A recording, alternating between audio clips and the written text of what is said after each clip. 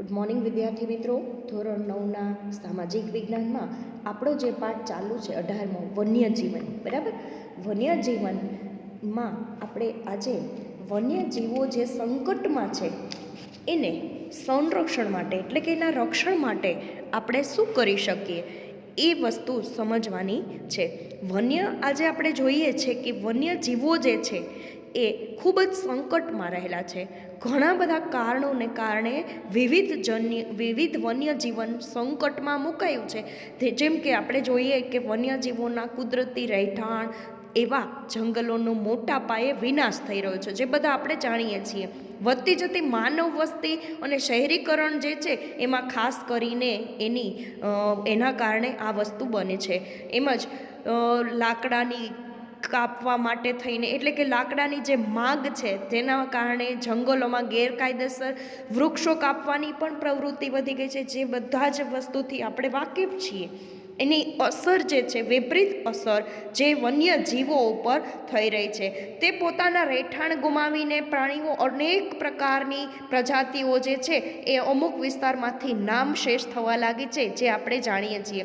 ઘણીવાર તો ખેડૂતો શું કરતા હોય છે કે પાકના સંરક્ષણ માટે પ્રતિબંધિત જંતુનાશક દવાઓનો ઉપયોગ કરી અને વન્યજીવોને મોતના મુખમાં ધકેલી દેતા હોય છે. પોતાના પ્રાણીઓને સિંહના દીપડાથી બચાવવા માટે માલધારીઓ ક્યારેક શું કરે છે, સિંહ દીપડાને પણ મારવા માટે ઝેરનો ઉપયોગ કરતા હોય છે. તેમજ પશુ પક્ષીઓના માંસ, ચામડા, હાડકાં, શિંગડા, દાંત, પીંછા વગેરે પણ આપણે આના પહેલાંના ઓડિયો દ્વારા જાણ્યું કે એનો શિકાર કરી અને એમાં ખાસ કરીને વધારે પડતા લોભ અને લાલચમાં પોતે આવા સમયે પણ વિચાર્યા વગર પગલું ભરી લેતા હોય છે.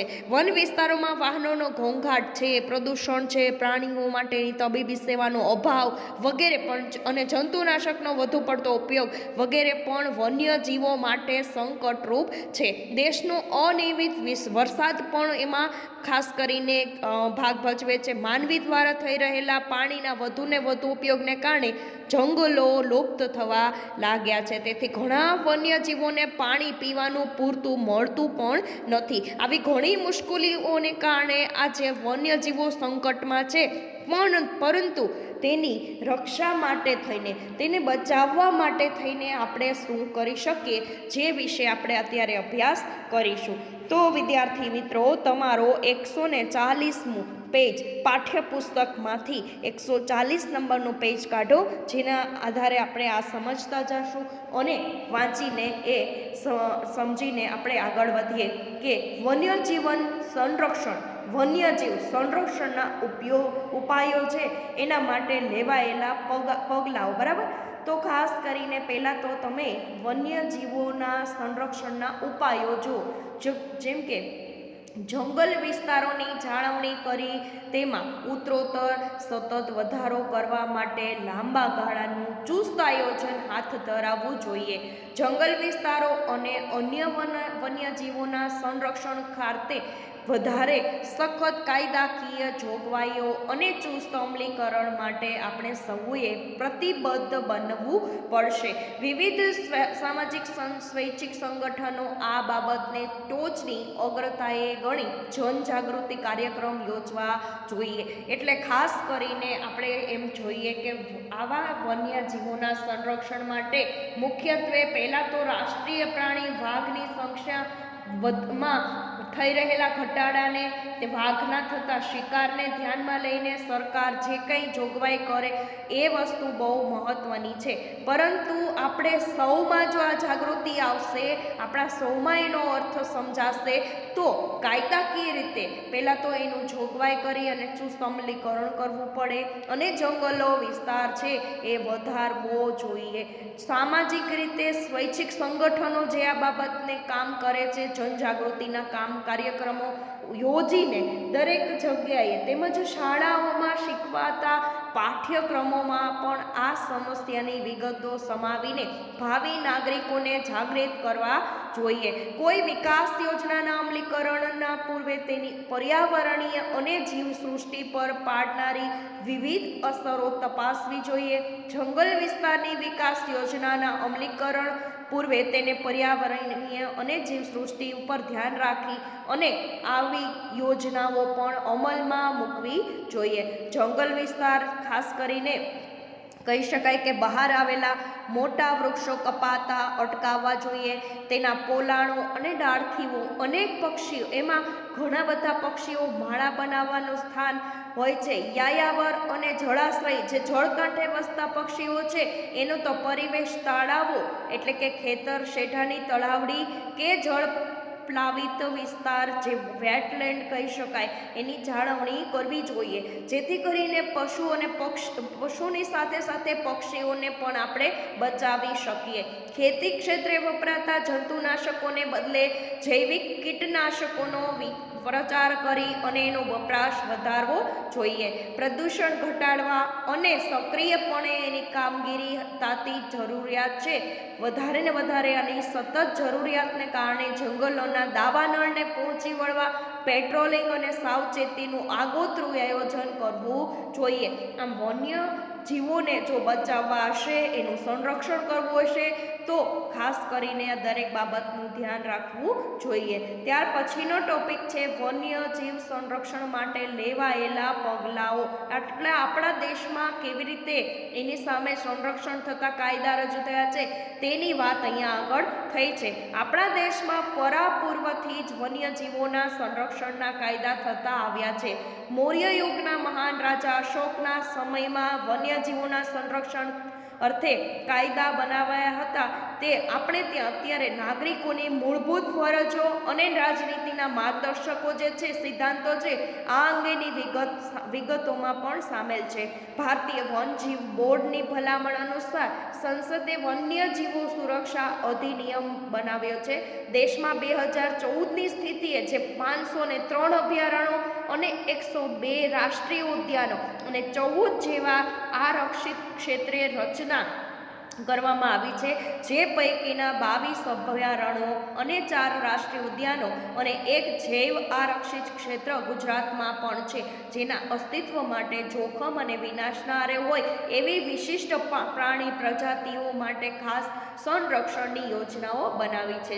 જેમાંથી કેટલીક વન્ય જીવન સંરક્ષણ પરિયોજનાઓની વિગતો આપણે જાણીશું. તો આવી યોજનાઓને લીધે આપણે વન્ય સંરક્ષણ છે એ ખાસ કરીને અટકાવી, એટલે કે એનો નાશ થતાં અટકાવી શકીએ. વન્યજીવો જ્યારે સંકટમાં હોય, વન્યજીવોનું ખતમ થતું હોય, વન્યજીવોનો નાશ થતો હોય, ત્યારે આપણી મુખ્યત્વે જવાબદારી પહેલી તો કાયદાકીય રીતે અભયારણ્યો બચાવવાની, ઉદ્યાનો બચાવવાની.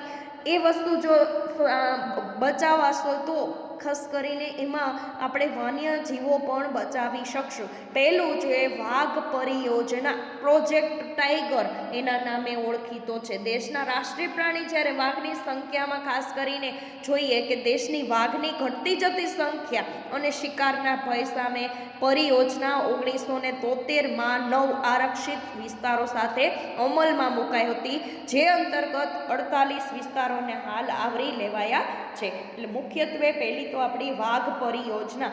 બીજી છે સિંહ પરિયોજના.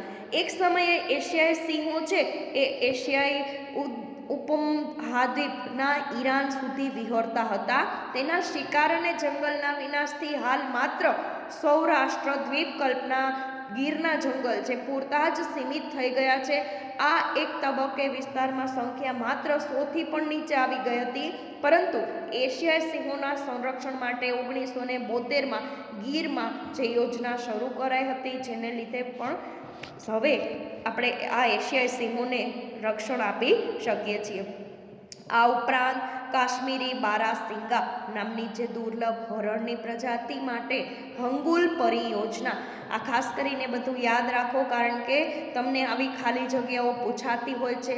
ખારા પાણીના મગરમચ્છ માટે મગરમચ્છ પરિયોજના, ભારતીય ગેંડાના સંરક્ષણ માટે ગેંડા પરિયોજના અને હિમદીપડા પરિયોજના મુખ્ય ગણી શકાય. તો વિદ્યાર્થી મિત્રો, આપણે જે કંઈ વન્ય સૃષ્ટિ માટે થઈને, વન્ય જીવ સૃષ્ટિ માટે થઈને આપણે જે કડક પગલાં લેવાયેલા છે તેની વાત કરવામાં આવી છે. વન્યજીવ સૃષ્ટિના બચાવ અને સંરક્ષણ માટે સમાજ અને સરકાર દ્વારા દ્રઢ ઈચ્છા દાખવીને સાચી દિશામાં પગલાં ભરાય તો જ વન્યજીવ સંરક્ષણ શક્ય બને. આથી વિકાસની સાથે સાથે પર્યાવરણના જતનનો પણ મંત્ર સિદ્ધ કરવા આપણે પર્યાવરણનું જતન પણ કરવું જોઈએ. એ સહુએ પ્રતિજ્ઞાબદ્ધ થઈ પ્રયાસ કરવો જ પડશે. તો જ આપણે આપણા વન્યજીવ સૃષ્ટિને સાચવી શકશું. હવે છેલ્લું છે કે તમને આટલું જાણવું ગમશે. જુઓ વિદ્યાર્થી મિત્રો, આપણે ગુજરાતના રાષ્ટ્રીય ઉદ્યાનો છે એમાં જુઓ તમે, પહેલું રાષ્ટ્રીય ઉદ્યાન ગીર રાષ્ટ્રીય ઉદ્યાન, બરાબર. આ સ્થાપના એની 1975માં થઈ છે. એનો વિસ્તાર છે 258.71 ચોરસ કિલોમીટર. જુનાગઢ જિલ્લો છે, બરાબર. હવે મુખ્ય પ્રાણીઓ એમાં કયા કયા વસે છે? તો સિંહ, દીપડા, ચિત્તલ, ઝરખ, સાબર, ચિંકારા, મગર, બરાબર. હવે બીજું એવું જ છે કાળિયાર રાષ્ટ્રીય ઉદ્યાન, બરાબર. એનો સ્થાપના 1976માં થઈ છે. એનો જંગલનો વિસ્તાર જોઈએ તો 34.8 ચોરસ કિલોમીટર, જે ભાવનગર જિલ્લામાં આવેલું છે. અને મુખ્યત્વે તેમાં કાળિયાર, વરુ, ખડમોર અને ઘોરાડ જેવા પ્રાણીઓ જોવા મળે છે. ત્રીજું છે વાંસદા રાષ્ટ્રીય ઉદ્યાન, જે 1979માં અમલમાં એનું સ્થાપના થઈ છે. તેનો જો ક્ષેત્રફળની દ્રષ્ટિએ વિસ્તાર જોઈએ તો 23.99 ચોરસ કિલોમીટર છે અને એ નવસારી જિલ્લામાં આવેલું છે. તેમાં મુખ્યત્વે પ્રાણીઓ જોઈએ તો દીપડા, ઝરખ, ચિત્તલ અને ચોસિંગા, આ દરેક પ્રાણીઓ ત્યાં જોવા મળે છે. ચોથું છે દરિયાઈ રાષ્ટ્રીય ઉદ્યાન, જે ઈસવીસન 1982માં સ્થાપના થઈ હતી. એનો વિસ્તાર છે 162.89 ચોરસ કિલોમીટર. એને જિલ્લો છે કચ્છનો અખાત, જામનગર જિલ્લો, બરાબર. અહીંયા આગળ મુખ્યત્વે જે પ્રાણીઓ જોવા મળે છે, જળચર પ્રાણીઓ, એમાં સમુદ્રી ઘોડા, કોરલ, જેલીફિશ, ઓક્ટોપસ અને ઓયસ્ટર, ડોલ્ફિન, ડુરગાક જેવી પ્રજાતિઓનું અહીંયા દર્શન થાય છે. દરિયાઈ રાષ્ટ્રીય ઉદ્યાન છે એટલે એમાં જળચર પ્રાણીઓ દેખાય છે, જોવા મળે છે અને વસવાટ કરે છે. તો ગુજરાતના જે રાષ્ટ્રીય ઉદ્યાનો છે એની વાત આપણે કરી. સૌથી મોટો ક્ષેત્રફળની દ્રષ્ટિએ આપણા જુનાગઢ જિલ્લાનો જે 258.71 ચોરસ કિલોમીટરનો વ્યાપ છે. અને આમાં ખાસ કરીને સિંહ, દીપડા, ચિત્તલ, ઝરખ, સાબર, ચિકારા વગેરે જોવા મળે છે. તો વિદ્યાર્થી મિત્રો, વન્ય સૃષ્ટિને બચાવવા, એને સંરક્ષણ માટે આપણી ઘણી બધી પરિયોજનાઓ પણ અમલમાં આવી છે, જે પણ આપણે વાત કરી. અને આ ખાસ કરીને દરેક વસ્તુ વન્ય જીવ માથે જે સંકટ ઊભું થયું છે એને નિવારણ કરવા માટે પણ આપણે પણ દરેક વિદ્યાર્થી મિત્રોએ પણ આ વસ્તુનું ધ્યાન રાખવું જોઈએ.